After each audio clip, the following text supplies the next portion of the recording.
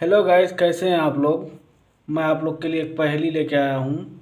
जो ये पहेली आदमी सबको, बहुत सब आदमी किसी को ना किसी को बोलता है और इसका जवाब देने नहीं पाता है जल्दी। मैं इस पहेली का जवाब देने का कोशिश कर रहा हूँ और आप लोग को समझाने का कोशिश कर रहा हूँ और ज़रूर आप लोग को समझ में आ जाएगा। कोई पहेली इस प्रकार है। एक व्यापारी 10 रुपये में एक टोकरा आम लिया, जिसमें 30 आम था।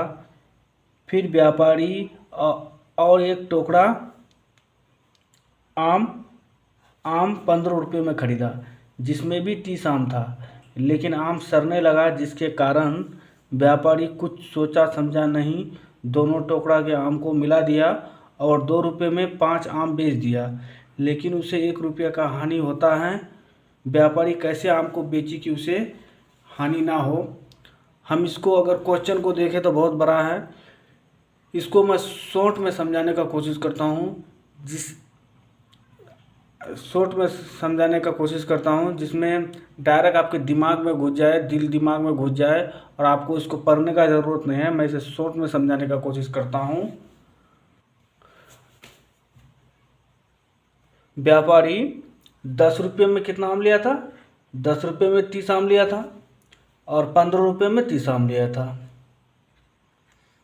तो आम की संख्या होता है 60 और रुपया होता है 25।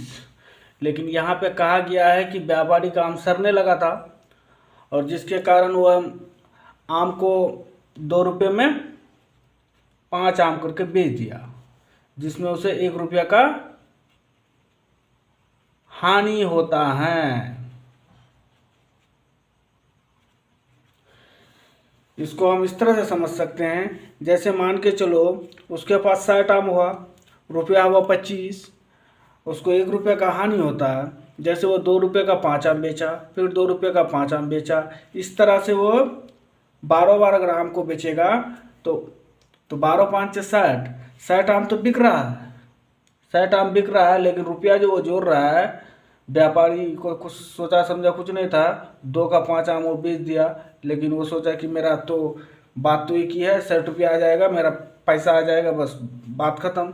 लेकिन वो 2 रुपये में 5 आम जब बेचा तो उसका रुपया 24 होता है, लेकिन आम 60 बिक जाता है, उसको 1 रुपये का हानि होता है। अगर हम इसको कैसे बेची कि मैंने व्यापारी को घाटा ना हो, और ये समझने वाला भी बात है।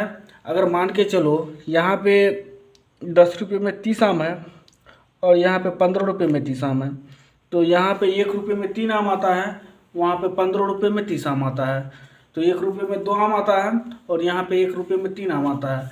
तो ये 2 आम लिए, यहाँ से वहाँ से 2 आम लिए और यहाँ से 3 आम लिए, तो 5 आम 5 आम हुआ। 5 आम हुआ तो मान के चलो इसमें 10 रुपये में 30 आम है, 1 रुपये में 3 आम आ रहा है। तो यहाँ से अगर 1 रुपये में 3 आम आ रहा है तो इसमें 10 बार आम लेंगे तो उसका 30वां आम ख़त्म हो जाता है। जैसे मान के चलो इसमें 1 रुपये में 3 आम आ रहा है तो 10 बार में इसका 30वां आम ख़त्म हो रहा है। यहाँ पे 1 रुपये में 2 आम आ रहा है, अगर इसका भी 10 बार लेते हैं, 1 2 3 4 5 6 7 8 9 10, 10 बार में इसका 20 आम आ रहा है। लेकिन इसका 10 आम बच रहा है, इसका 10 आम बच रहा है। तो इसका 10 आम जो बच रहा है, तो इसको अगर हम 1 रुपये में 2 आम करके बेचेंगे तो 5 रुपया यहाँ से आ रहा है। तो ये 10 10 +10 +5 तो 25। अगर हम इस प्रकार से समझे तो व्यापारी को घाटा नहीं होगा।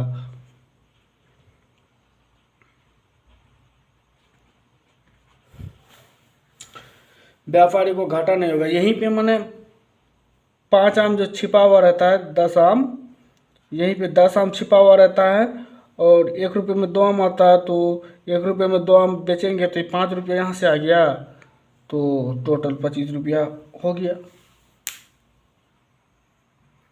तो आप लोग को अब समझ में आ गया होगा। इस तरह का सवाल अगर कोई भी करेगा तो आप लोग इस तरह से जवाब दें।